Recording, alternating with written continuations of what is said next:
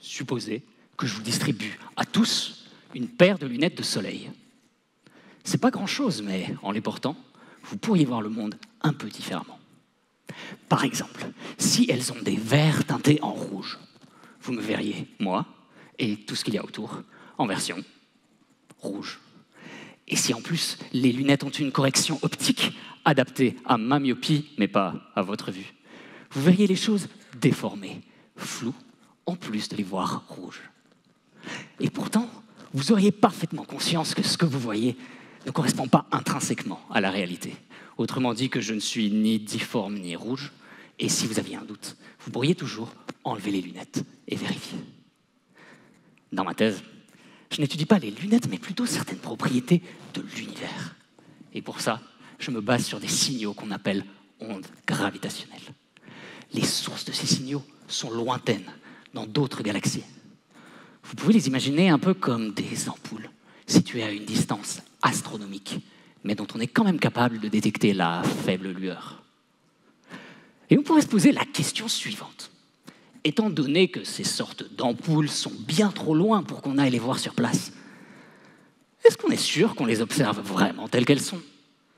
Ou est-ce qu'il pourrait y avoir quelque chose situé entre elles et nous, comme une paire de lunettes géantes, qui ferait qu'on voit ces ampoules un peu différemment de ce qu'elles sont intrinsèquement?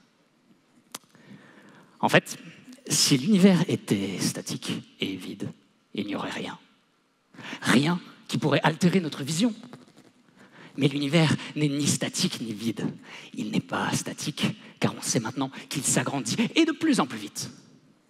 La conséquence de ça peut surprendre.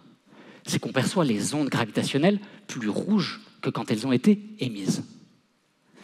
Et l'univers n'est pas vide non plus. Il contient des milliards de galaxies, de planètes, d'étoiles, et d'un composant au nom un peu mystérieux qu'on appelle la matière noire.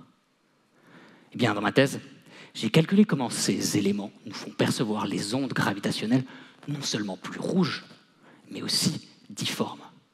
C'est comme si on les regardait à travers la paire de lunettes de tout à l'heure. Sauf qu'en l'occurrence, il n'y a pas de lunettes. On regarde juste à travers l'univers. Et c'est l'univers lui-même qui, de cette façon, nous laisse son empreinte sur les signaux qu'on reçoit. En observant cette empreinte, on peut ainsi acquérir de l'information sur le contenu de l'univers.